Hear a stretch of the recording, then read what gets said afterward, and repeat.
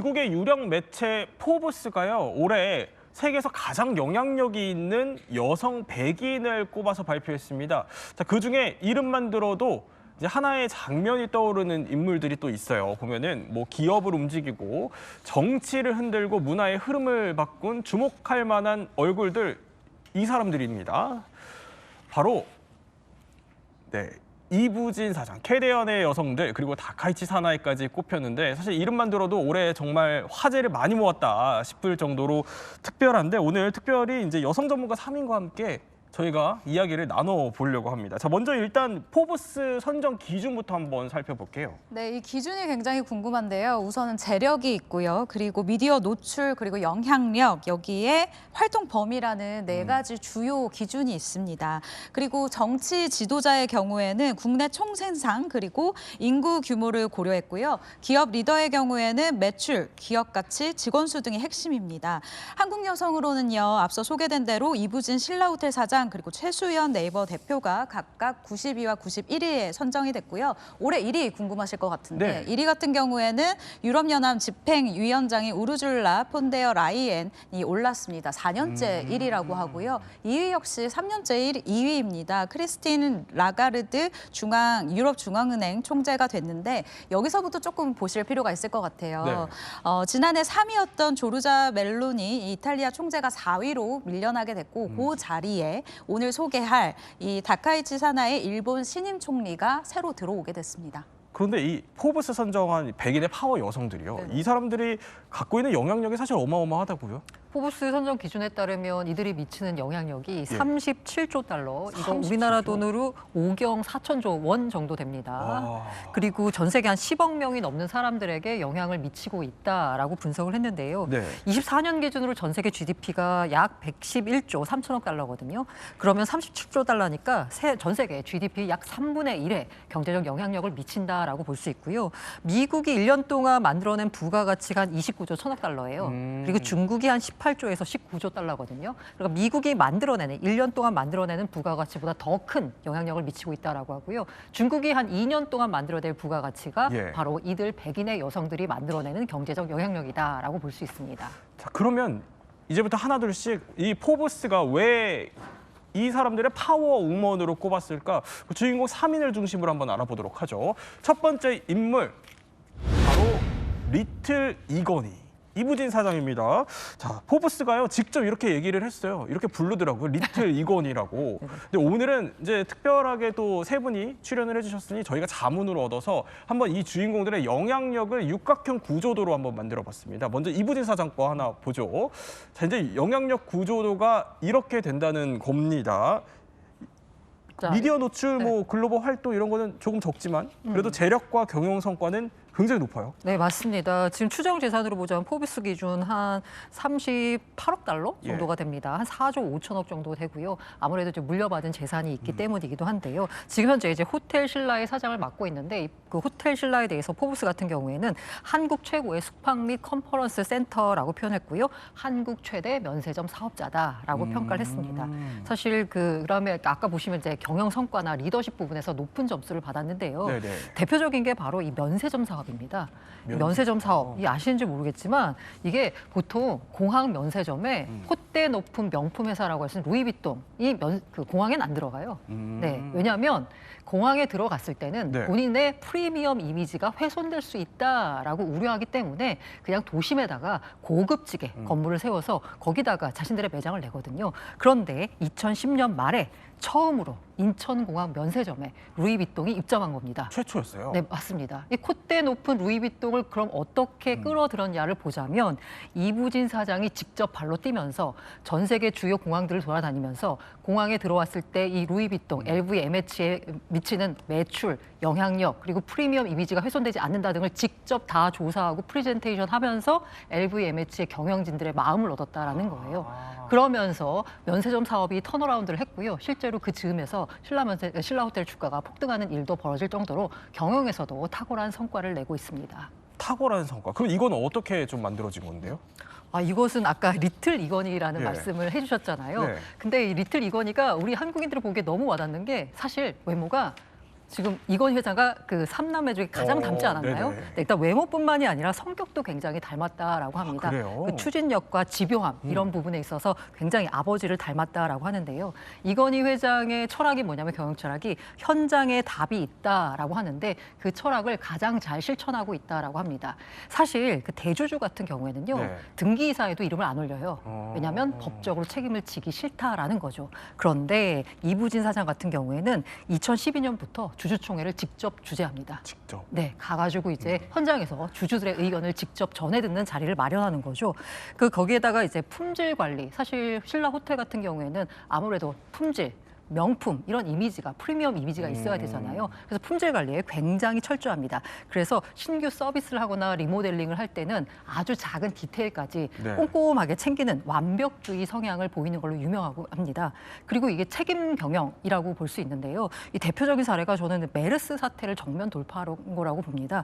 2015년에 기억하실지 모르겠지만 국내에서 좀 메르스가 퍼진 적이 있었어요. 그렇죠. 예. 그런데 그때 메르스 확진자가 신라 호텔을 거쳐갔습니다. 그러면 사실 이 뭔가 고객들 입장에서는 좀 불안한 마음이 있습니다. 하지만 경영자 입장에서는 아니 메르스 환자 지나갔다고 게다가 동선도 제한적이잖아요. 그런데 호텔 문을 닫는다? 이건 좀 상상하기가 어렵죠. 그렇죠. 예. 그런데 직접 나서서 주저 없이 영업 중단, 전액 환불이라는 조치를 내미면서 책임 경영의 모범을 보여준 사례도 있습니다. 책임 경영 얘기를 하셨지만 잠깐 아까 이제 현장 또 네, 중심적이다라는 말씀을 해주셔서 최 기자가 그런 걸 보여주시는 영상이 있다고요. 네, 맞습니다. 맛있는 제주 만들기라고 이 제주 지역 영세식당의 재기를 돕는 사회공헌 프로젝트가 있습니다. 이 오. 행사에 참여해서 노래를 부르는 모습이 포착이 된 아, 저 건데요. 이분이 사장이군요. 네, 그렇습니다. 이 무대에 올랐어요. 그러면서 마이크를 잡고 해바라기의 사랑으로를 부르고 있는 모습인데 사실은 재벌가에서 흔히 볼 수 없는 모습이기 때문에 많은 분들이 굉장히 좀 반가워하는 그리고 큰 관심이 쇄도했었던 이벤트이기도 합니다. 이날 다른 참석자들에게도 이 한우 세트를 포함해서 편지 등이 담긴 이 사진들도 온라인에 계속해서 올라왔었거든요. 이 부분을 보고 사람들이 신라 호텔이라고 하면 럭셔리한 이미지를 생각했는데 따뜻하고 친근한 이미지를 끌어왔다라고 평가를 하기도 했습니다. 근데 사실 이부진 사장 하면은 대중들에게도 좀 영향력이 있는 네. 인물이잖아요. 사실 그 부분은 이제 여성분들에게 특히나 패션 쪽에서 많이 와닿을 것 같은데요. 그래요? 소위 올드머니 룩이라고 해서 굉장히 좀 고급스러운 이런 패션을 선호하고 있습니다. 네. 누구나 알 법한 초고가 명품에만 의존하지 않고 디자인이 독특한 신진 브랜드나 가성비가 높은 국내 제품을 적절히 활용하는 것이 특징인데요. 실제로 200만 원대의 이 가방은 착용 직후에 매출이 1000%나 급증을 했다고 하고요. 그래요? 또 70만 원대 백 그리고 11만 원대 투피스 등은 재벌가에서 선택한 이 상품이다라고 해서 공개 즉시에 품절 대란을 또 일으키기도 했습니다. 여러 가지 완판 신화를 이어가고 있는데 사실 제가 봤을 때 웬만한 연예인보다 상품 네. 판매율이 더 좋은 것 아닌가라는 평가도 내리게 되네요. 아니 저는 잘 몰라요. 근데 올드머니 룩 이거 실제로 최 기자도 많이 챙겨봐요? 올드머니 룩이라는 게 지금 이 사진에서 나오고 있는 이런 디자인을 통틀어서 얘기를 하고 있는데요. 일단 색깔을 보면은 블랙, 그레이, 뭐 네이비, 화이트 약간 이런 차분한 색깔을 쓰고 있고요. 가장 중요한 게 여러분 명품 로고를 드러내지 않는 겁니다. 아. 이게 올드머니 룩이라고 해서 많은 분들이 또 따라하고 있는 그런 유행이기도 하죠. 뭐 대놓고 이렇게 명품 보여주는 건 아니다. 그렇죠, 그렇죠. 이제 어쨌든 이분이 사장의 탁월한 경영 능력 얘기를 하고 있는데 이게 사실 또 모두 다 이건희 회장에게서 물려받은 건 아니다 이런 얘기가 나와요. 그러니까 실제로 이부진 사장이 고 이건희 회장 생전에 가장 아끼던 딸이었고요. 네네.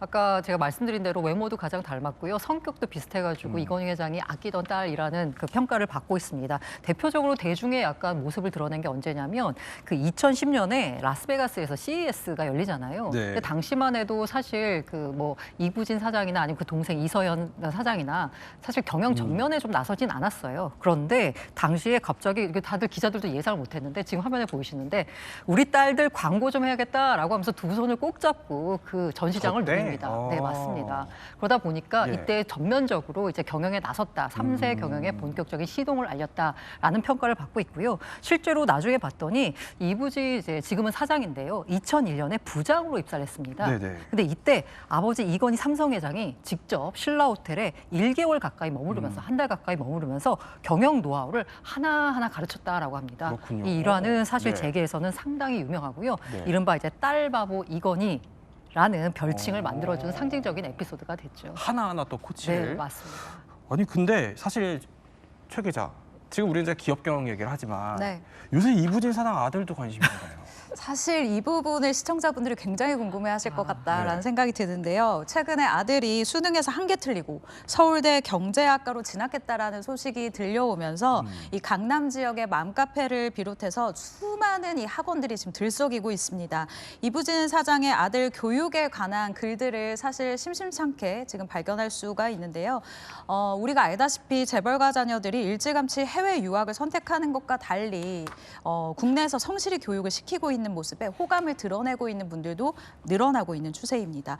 실제로 이 사장을 이 봤다라는 목격담을 보면 우리처럼 라이드, 그러니까 학원이나 학교에 데려다주고 있는 모습을 하고 있는 엄마다, 네. 나도 봤다라면서 라이드. 네, 이런 여러 가지 모습들이 포착이 되고 있는데요. 네. 과거의 재벌 2세들 같은 경우에는 고등학교 졸업 이후에 유학길에 오르는 경우가 많았는데 3, 4세로 내려오게 되면서 그 연령이, 그러니까 유학을 가는 연령이 낮아지고 있는 추세예요. 그 이유를 우리가 생각을 해보면 후계자들의 경영 대비 시기가 점점 낮아지고 있습니다. 더 어린 나이에 큰 책임을 지고 있는 거죠. 그렇기 때문에 유학을 떠나는 시기도 자연스럽게 빨라지고 있는데 이부진 사장의 아들이 해외 유학 대신에 이 국내 고등학교 입학 그리고 국내 대학교 입학을 선택을 하면서 이 부분에 대한 부분도 좀 박수를 받고 있는 상황입니다. 그렇군요. 근데 사실 아들에 대한 사랑이 굉장히 남다르나요? 네네. 그래서 이제 목격되는 그런 목격담이 여러 군데 나오고 있는데 대표적으로 2011년에요. 아들과 함께 이제 백화점 식품관을 찾았는데 아, 저 때군요. 네, 시식 코너 앞에서 네. 이제 아들이 응석을 보이니까 그걸 너무 사랑스러운 눈길로 이제 보고 있잖아요. 그것도 이제 화제가 되는 겁니다.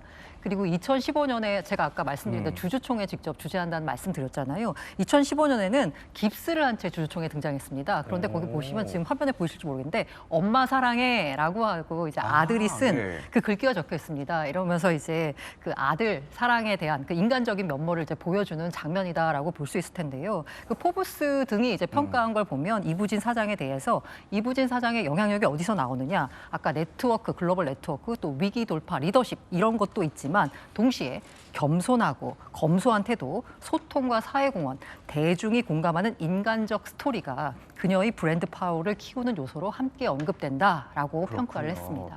자, 우리가 이제 이부진 사장 얘기를 해보고 있지만 더 즉흥적으로 하나만 더 여쭤보고 싶은 거 있어요. 그 이부진 사장 아들에 대한 이제 뭐 맘카페 반응은 저희가 충분히 알고 저도 정말 부럽습니다. 재계 반응은 어떻습니까? 재계 반응도 아들 잘 키웠다라는 반응인 그래요? 거죠. 네. 그러면서 사실 아까 말씀하신 대로 사실 재계 인사들 그 아래로 내려올수록 해외로 이제 유학을 보내는 경우가 많습니다. 그러면서 이제 글로벌 네트워크를 쌓는다라는 측면도 있지만 사실 국내 네트워크는 좀 부재한 경우가 있거든요. 그런데 이부진 사장의 아들 같은 경우에는 국내에서 고등학교 그리고 뭐 대학교도 이제 입학이 예정돼 있으니까 그러면서 국내에 있는 네트워크도 넓히고 국내 사업의 발판을 다지는 그렇군요. 그런 영향력을 확보하는 그런 그 바탕이 됐다라는 평가를 받고 있어서요. 다들 부러워하고 있죠. 그렇군요. 포브스가 주목한 또 그럼 다음 인물 한번 살펴보도록 하죠. 자, 다음은 바로 2025를 빛낸 문화 현상. 그 K-팝 데모너터스 거기 나오는 이제 여성들이 꼽혔더라고요. 일단 영향력 구조도 한번 살펴보도록 하죠. 자, 구조도를 보면은 글로벌 활동이 상당하고요. 미디어 노출, 영향력, 뭐 재력도 꽤 있지만 리더십과 뭐 경영 성과는 그다지 높지 않는 걸로 또 이렇게 애니메이션 캐릭터들이 평가가 됐는데, 자, 캐대언의 영향력 사실 좀 부정하기 어렵습니다. 영상으로 제가 한번 준비해봤어요. 자, 저렇게 어린 아이들이 신나게 또 춤을 추는 모습, 네, 저거 캐대언 보면서 춤을 추고 있는 모습입니다. 자, 그리고요, 또 이 여성은요, 캐대언 이 주제가 속에 나오는 그 메시지에 너무 감동을 해가지고요, 지금 눈물을 막 흘리고 계십니다. 그리고요, 이번에는 저희 특파원이 보내온 현장 영상 하나 볼게요. 자, 저기가 뉴욕의 한 영화관이에요. 근데 캐대언 이제 영화가 상영되자마자 난립니다. 저게 지금 떼창하는 거라고 하는데요. 흥분해서 막 벌떡벌떡 일어나고요. 지금 극장에서 춤추는 거 보이시죠? 저렇게 아이들의 뭐 좋아하는 모습까지 포착이 되는데 사실 궁금해요. 아니 포브스에서 이렇게 만화 캐릭터 꼽는 경우가 있어요? 저도 처음 봤습니다. 그래서요, 제가 찾아봤더니 가상 캐릭터 그리고 그룹을 묶어서 이게 영향력 있는 백인에 선정한 사례는 사실 캐대원이 처음입니다. 이 여성 백인을 꼽은 게 한 22년 됐거든요. 네. 그 역사 동안 애니메이션 캐릭터 집단 여성들 하나로 엔트리를 올린 적이 없었어요. 그런데 캐대원이 처음이다라는 겁니다. 그 정도로 영향력이 막강했다라는 건데요. 지금 현재 최근 기준으로 보자면 12월 기준으로 이 넷플릭스 조회수가 3억 2,500만 회. 3억 2천. 네, 이게 네. 넷플릭스 역사상 가장 많은 조회수를 기록한 영화고요. 그리고 이분들이 보던 주제가 골든 있잖아요. 11월 기준으로 보니까 스포티파이 스트리밍 10억 회 돌파했고요. 그리고 네. 최초로 걸그룹 최초로는 이제 빌보드 핫100 정상에 올랐습니다. 이 정도로 영향력이 지금 어마어마하기 때문에 그리고 최근 아마 넷플릭스 접속하신 분들도 알 텐데 보통 영화가요 초반에 나왔을 때만 상위 탑 10에 올라가지 그 다음엔 빠지거든요. 그렇죠. 예. 제가 어제 봤는데 아직까지 탑 10에 아직까지요? 있더라고요. 네, 그 정도 지금 영향력이 어마어마하기 때문에 네. 포브스도 백인에 선정하지 않았나라는 생각이 듭니다. 그런데 포브스가 여기서 또 주목한 한 사람이 또 있어요. 그러니까 만화 캐릭터뿐만이 아니고요. 이 주인공 루미 역할을 또 맡아서 소화했던 이재라는 사람입니다. 이 뜻밖의 그런데 연결고리가 하나 있어요. 영상 하나 볼까요? 1960년 영화계에 입문해 300여 편의 영화에 출연한 신영균 씨. 60, 70년대 스타 배우로 사랑방 손님과 어머니, 미워도 다시 한번 등의 작품을 남겼고 15, 16대 국회의원을 지내면서 한국 예술 발전에 힘썼습니다. 이처럼 한국 영화를 위해 평생을 지낸 신영균 씨가 500억 원 상당의 재산을 영화와 문화계에 기부하기로 했습니다. 그러니까 신영균 씨가 이재 저분의 외할아버지라는 거예요? 네, 그렇습니다. 일단 신영균 씨 같은 경우에는 제가 이 500억 상당을 기부를 했다고 하니까 사람들이 깜짝 놀라시더라고요. 일단 이 재산 규모 같은 경우는 서울 여러분 충무로의 명보 아트홀 아시죠? 그리고 국내 최대 영화 박물관인 제주 신인영화박물관을 공유 재산으로 기증을 했는데요. 이 두 가지를 부동산 가치로 산정을 했을 때 약 500억 원 정도다라고 얘기를 하는 겁니다. 사실 이 금액 자체는요. 한국 역대 영화계 기부 금액 중 가장 많은 액수이거든요. 네. 그리고 한국 연예인 중에서는 1위라고 얘기를 할 수가 있습니다. 이 이재 같은 경우에는 이 외할아버지가 지금 신영균 씨로 저희가 소개를 하고 있는데 네. 이재 씨 재산에 대해서도 제가 조금 얘기를 해드려야 될 것 같아요. 지금 현재 재산은 아닙니다. 근데 1년 뒤에 이번에 이 골든을 포함해서 네. 너무 많은 곡들이 히트를 쳤잖아요. 그렇죠. 글로벌 히트를 쳤잖아요. 음원료가 대충 얼마 정도 될 것 같으세요? 500억? 거의 근접했습니다. 아, 그래요? 굉장히 굉장히 아니, 500억을 기부했다는 얘기 해가지고. 네. 사실 이재 씨 같은 경우에는 이 해외에서 이 음원 차트가 있어요. 이 음원 차트 같은 경우는 예. 산정되는 기준, 그러니까 다시 내 통장에 들어오는 그 시간이 한 1년 정도를 보고 있습니다. 네네. 이재 씨 1년 정도 뒤에 이 통장에 들어올 돈이 지금 대략 456억 원으로 추산이 되고 있거든요. 그래요? 여러분, 작품 하나 잘 만나니까 이렇게 예. 한 번에 또 할아버지처럼 큰 기부를 할 수 있는 금액이 또 들어오네요. 그렇네요. 아니 사실 우리가 뭐 돈 얘기도 하고 있지만 캐대원이 미치는 그 영향이 뭐 비단 돈뿐이 아니에요. 영상 하나 볼까요? 자, 이번에 예상 밖의 효과입니다. 이게 지난 9월에요. 한 SNS에 올라온 영상이에요. 그런데 이게 뭐냐면요. 이분이 캐대원을 이거 보고 난 뒤에요. 한국의 그 호랑이가 궁금해서 역사를 좀 찾아보셨답니다. 근데 그 과정에서 일본이 한국 호랑이들을 사라지게 했다 이런 뭐 얘기를 들으셨다는 거예요. 그리고 나서 그 자막을 단 거거든요. 그러니까 일본의 과거 역사까지 지금 소환이 되고 있어요? 맞아요. 근데 저 영상이 올라가자마자 120만 조회가 됐고 댓글이 수천 개가 달리면서 엄청 회자가 됐는데 일본의 과거사를 둘러싼 역사 검색 열풍이 저로 인해서 네. 일으켜졌습니다. 그 영화 속에서 사라진 호랑이뿐만 아니라 무궁화 그리고 한국의 상징들이 언급이 되면서 일본의 식민지 시기 정책이 다시 조명이 되고 있는 건데요. 실제로 저 호랑이 같은 경우에는 네. 1917년 조선 총독부 주도로 대대적인 호랑이 사냥이 있었고요. 1920년대 이후에 우리나라에서 사실상 호랑이가 멸종 단계에 이르렀습니다. 그러니까 단순히 생태계 변화가 아니라 어떤 식민지 지배 과정에서의 상징 제거라는 정치적인 의미를 함께 가진 조치로 해석이 되기 때문에 많은 사람들이 공분을 느꼈던 거죠. 그리고 굉장히 구체적인 증언들도 나왔는데요. 저 댓글에 보면은 일본 위안부가 11살에서 19살, 그러니까 평균 14살이다. 그리고 한국의 마지막 공주에게 일본인과 결혼을 강요하게 해서 주권 계통을 훼손했다. 한국의 영문 표기가 원래 C로 시작을 했는데 네. K로 바꾼 이유가 일본의 JD 뒤에 오게 하려고 했다라는 주장이 공유되면서 비판이 계속 이어지고 있습니다. 다음 인물 한번 살펴보도록 하죠. 자, 캐대언까지 봤다면 다음 인물은 다카이치 사나이, 요즘 굉장히 네. 핫한 인물이죠. 그런데 이 사람, 이 총리의 한번 영향력 구조도 저희가 살펴보도록 하죠. 보면은 역시 리더십에 굉장히 높은 점수가 나왔습니다. 그러니까 굉장히 뭐 어떻게 보면 보수적이라고 할 수 있는 일본의 그 정치 한복판에서 여성도 최고 자리에 오를 수 있다, 이걸 보여줬다는 인물이라는 평가를 받고 있죠. 네. 다카이치의 뭐 이런 리더십, 이걸 이제 포브스도 주목을 한 거예요. 그렇죠. 그리고 저희 보시면 아시겠지만 재력이 낮아요. 이게 무슨 얘기냐? 그냥 어. 평범한 집안 출신입니다. 네. 그런데 이제 정치력으로 성공해서 총리 자리까지 오른 거고요. 사실 뭐 이번에 처음으로 이 포브스 100인 명단에 들었습니다. 그럴 수밖에 없는 게 이제 총리로 취임했으니까요. 그런데 일본의 총 생산 GDP 규모가 4조 2천억 달러입니다. 그런 나라를 책임지는 사람이 바로 다카이치 총리이기 때문에 아시아인으로선 유일하게 톱 10에 이제 들어갔습니다. 다카이치 총리가요. 그리고 이제 이분 같은 경우는 지금 네. 일본, 뭐 우리도 그렇지만 굉장히 중요한 전환사적 시점에 있습니다. 반도체 공급망 유지, 방위력 재편, 인구 구조 변화, 여러 가지 문제를 책임지는 그 한 가운데 지금 다카이치 총리가 있는 거고요. 사실 뭐 경제적으로는 일본의 경제 부흥에서 그 아베, 제2의 여자 아베다 뭐 이런 얘기까지 듣고 있거든요. 네. 아베 때 내세웠던 캐치프레이즈가 Japan is back이었거든요. 다시 내세우고 있습니다. 일본이 이제 돌아왔다. 일본에 투자해라. 라고 하면서 경제력으로 이제 부흥을 이끌기 위해서 노력하고 있는데, 이제 주목하는 부분은 사실 이 다카이치가 제가 여자 아베라는 말씀을 드렸던 것처럼 보수 강경 우파입니다.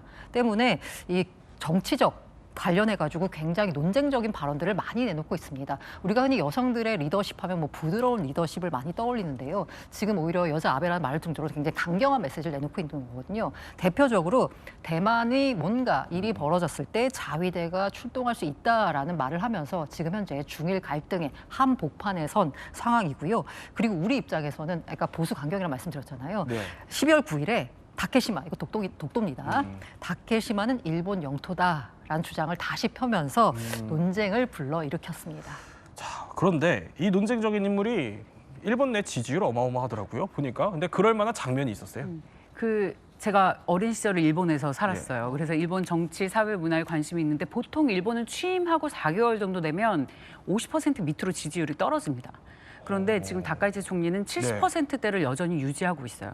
굉장히 높은 거예요. 아마 우리가 많이 기억에 남는 장면 크게 두 가지가 있는데, 하나는 트럼프가 일본을 방문을 했을 때 다카이치 총리가 트럼프의 팔짱을 끼고 계단을 내려오는 장면. 네. 그리고 트럼프가 저기 보시면은 미군 해군 기지를 방문했을 때 갑자기 연설 도중에 다카이치 어깨에 손을 올리면서 이 여성은 위너다라고 얘기를 네. 하자 다카이치가 거기에 화답을 해요. 저렇게 엄지손가락을 치켜들면서. 이걸 보면서 야, 이거 주저하지 않는 리더십이구나. 앞서 말씀하셨던 것처럼 지금까지 여성 리더십은 온화하고 굉장히 뭐 여성스럽고 이런 모습을 보였는데, 다카이치 총리는 그동안의 여성 리더십의 공식을 완전히 깬 거예요. 어떤 새로운 지평을 열었다. 근데 그것은 일본이 강한 리더십을 갈구하고 있었는데 그 공백을 메워줬다라는 평가가 있습니다. 그것이 그래요? 보수 우파의 강경한 어떤 주장을 하고 있지만, 일본은 지금 그런 강한 리더십이 필요했다라는 인식에 다카이치 총리가 한 가운데 있고, 그것이 지금 높은 지지율로 이어지고 있는 것이 아닌가라는 생각이 듭니다. 그런데 이게 지지율도 높지만 지금 다카이치 팬덤 뭐 이런 것까지 생겨나면서 난리라고 하던데요. 그렇죠. 이 다카이치 총리가 지금 일본에서 정치 팬덤화를 이제 만들어지고 있는 상황이라고 할 수 예. 있는데요. SNS에서는 이 다카이치 총리를 가지고 사나라고 부르고 있습니다. 이 다카이치 총리가 사용하는 제품들을 따라 사는 이런 팬덤들이 점점 늘어나고 있는 건데, 건데요. 이런 현상에 대해서 일본에서는 사나활이라고 이렇게 부르고 있어요. 실제로 다카이치 총리가 총리 관저에 드나들 때 들고 다니던 검은색 가방이 있습니다. 이 검은색 가방은 온라인에서 이 사나이 백이라고 부르면서 이 가방에 지금 주문이 폭주하고 있다라고 네. 얘기를 하고요.